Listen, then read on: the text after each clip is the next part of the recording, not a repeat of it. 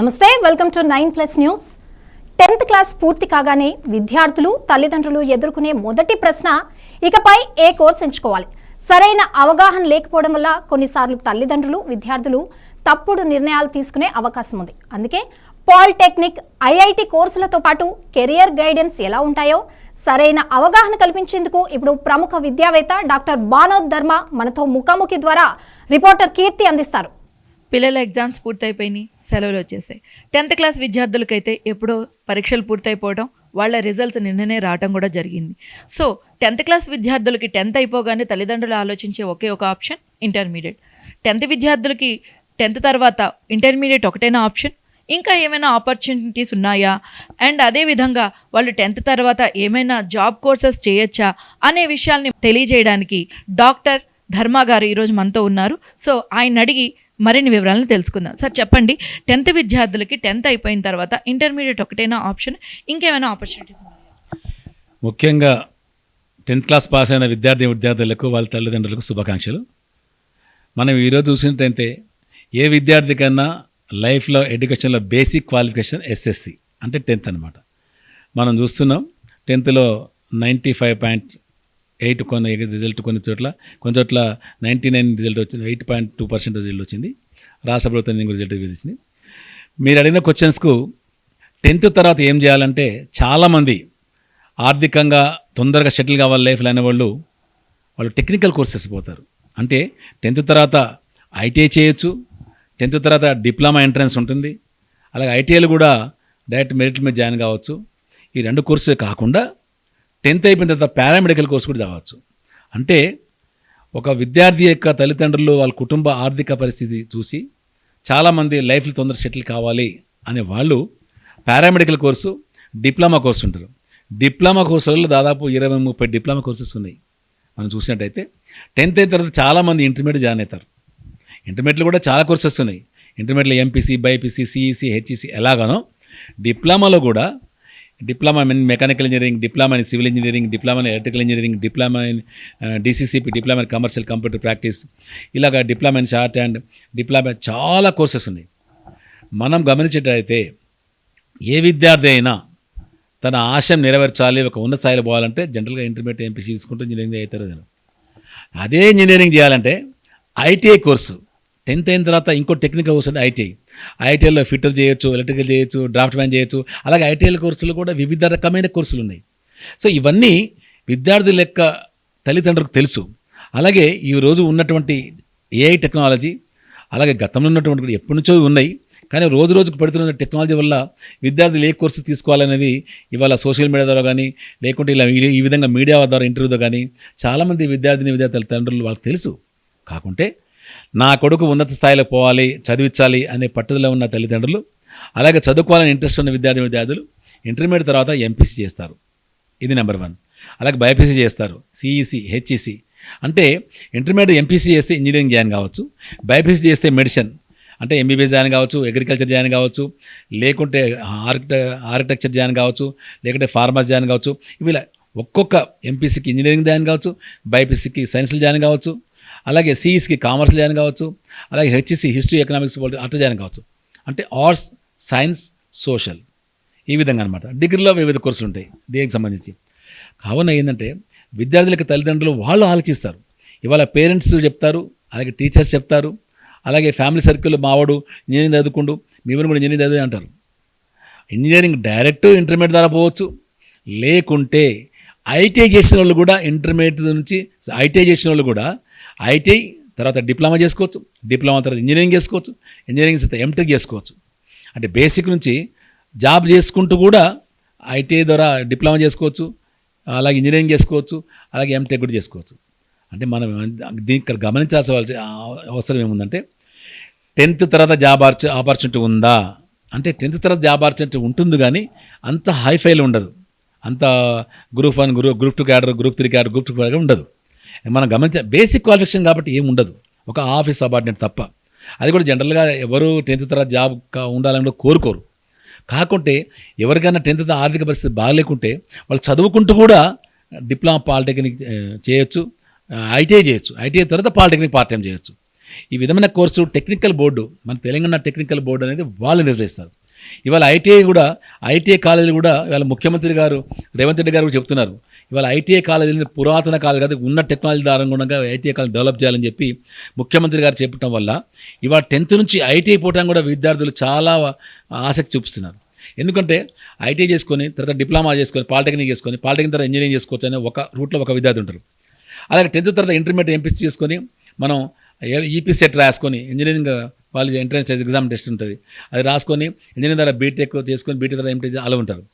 అలాగే MPC BiPC చేసుకొని neat రాసుకోవచ్చు. అలాగే మన ఎంసెట్ ద్వారా అగ్రికల్చర్ యూనివర్సిటీ కానీ మన యానిమల్ హస్బెండరీ చాలా కోర్సులు ఉన్నాయి, హార్కిటెక్చర్ ఈ విధంగా డిఫరెంట్ కోర్సెస్ ఉన్నాయి.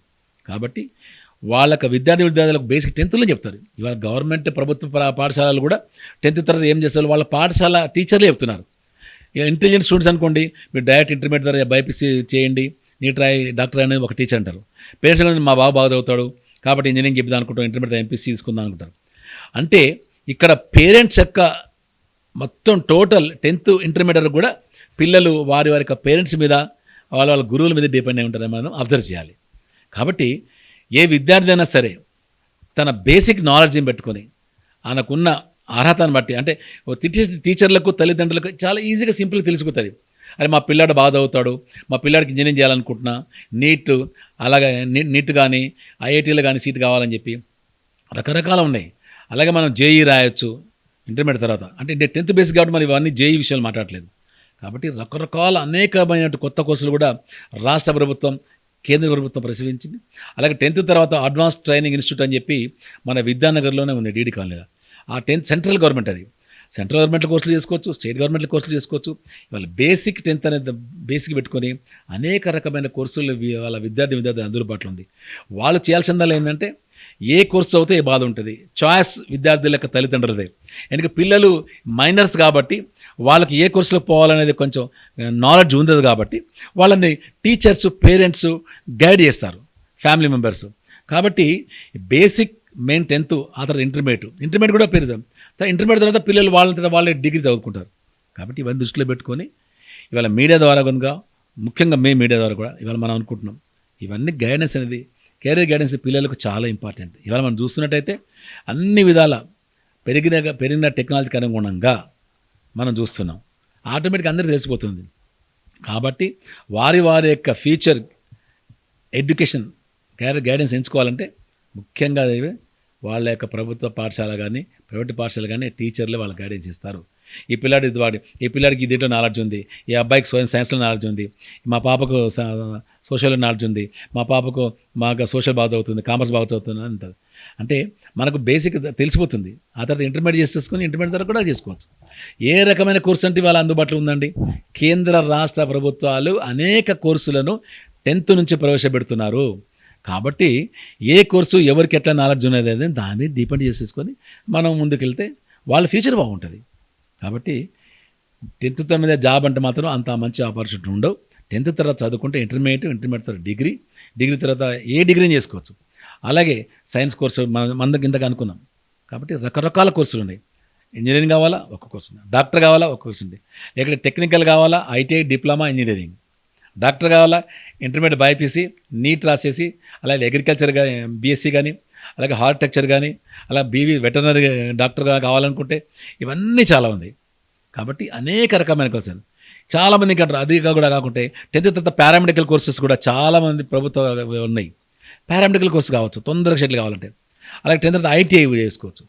అంటే మొత్తం depend on students capacity capability, students ఒక నాలెడ్జ్ని బట్టి ఉంటుంది. కాబట్టి చదవాలనుకునే ఆసక్తి ఉన్న విద్యార్థులకు ఏ కోర్సు అయినా పర్వాలేదు, ఆ కోర్సులకు అనుగుణంగా మరి వాళ్ళ విద్యని అభ్యసించవచ్చు. హయ్యర్ స్థాయిలో పోవాలంటే కూడా హయ్యర్ కూడా చేసుకోవచ్చు. ఎస్ఎస్సి నుంచి intermediate degree PhD PG PhD కూడా చేసుకోవచ్చు.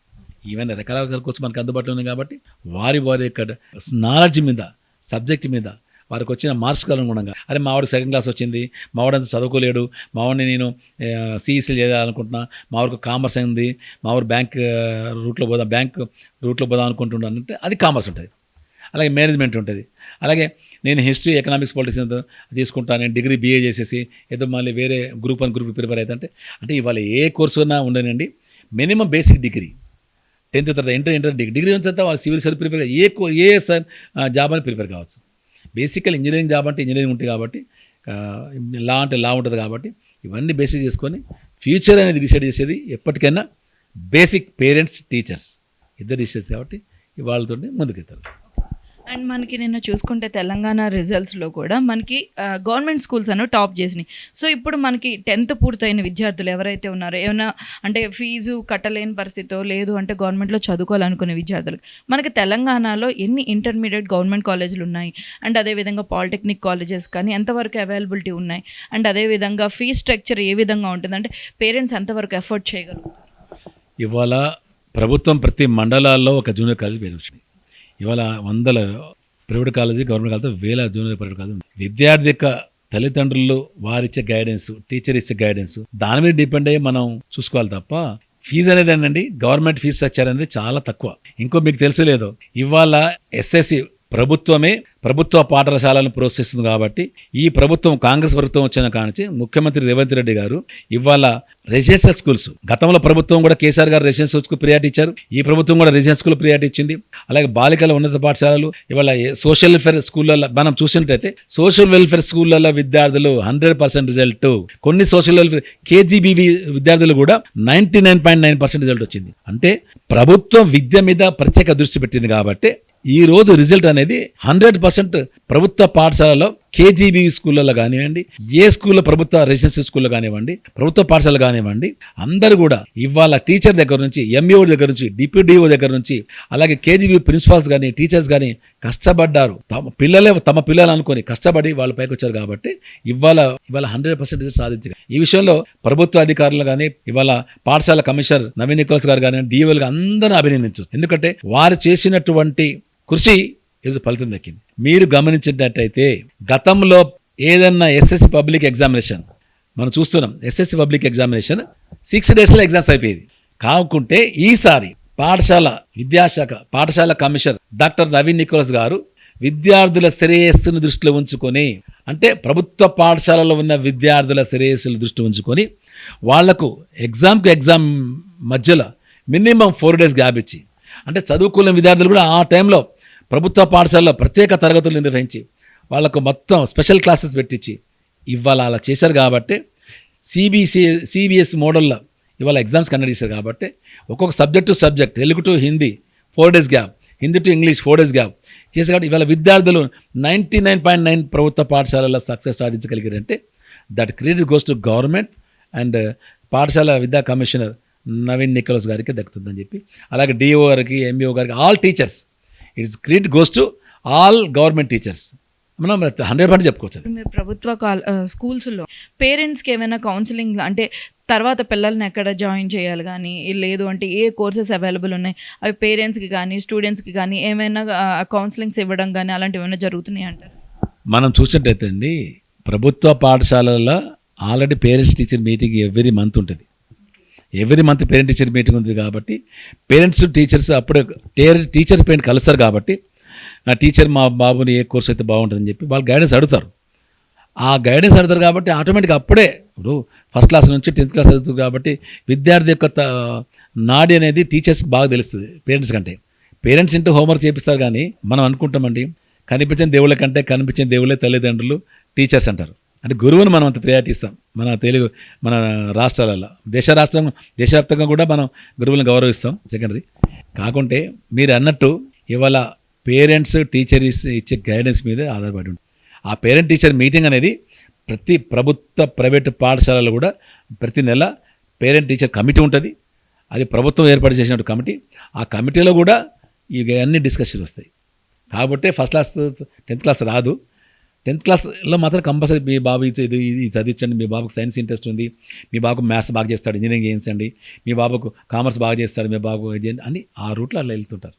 కాబట్టి దీని మీద మనం ప్రభుత్వ ప్రత్యేక దృష్టి పెట్టి టీచర్ దృష్టి ఉంది కాబట్టి విద్యార్థి వాళ్ళ 99% రిజల్ట్తో పాస్ కాగలిగారు. 10th విద్యార్థులకి కానీ నెక్స్ట్ అప్కమింగ్ ఇంటర్మీడియట్ విద్యార్థులకు కానీ ఏమైనా సందేశం ఇవ్వాలి, కోర్సుల పరంగా ఏమైనా తెలియజేయాలనుకుంటే ఏం చెప్పాలి? ఒకటండి, 10th అయిన తర్వాత విద్యార్థులు ఏ కోర్సు జాయిన్ అవుతారు. ఎగ్జాంపుల్ 10th తర్వాత ఐటీఐ జాయిన్ అనుకోండి, ఐటీఐ తర్వాత డిప్లొమా చేసుకోవచ్చు, ఉద్యోగం చేసుకుంటూ డిప్లొమా చేసుకోవచ్చు. ఇప్పుడు ఆర్థిక పరిస్థితిని బట్టి ఉంటుంది. లేదా మా వాడు బాగుండి చదివించాలని కొంతమంది పేరెంట్స్ ఉంటారు. వాళ్ళు ఏం చేస్తారు, 10th తర్వాత ఇంటర్మీడియట్ బైపీసీ ఇప్పిస్తారు. మా పాప ఇంజనీరింగ్ డాక్టర్ కావాలంటే బైపీ ఇప్పిస్తారు. మా పాప బాబు ఇంజనీరింగ్ కావాలంటే ఎంపీసీ ఇప్పిస్తారు. లేదా మా పాప బాబు బ్యాంక్ సెక్టార్లో పోవాలి అని చెప్తే సిఈసీ ఇప్పిస్తారు.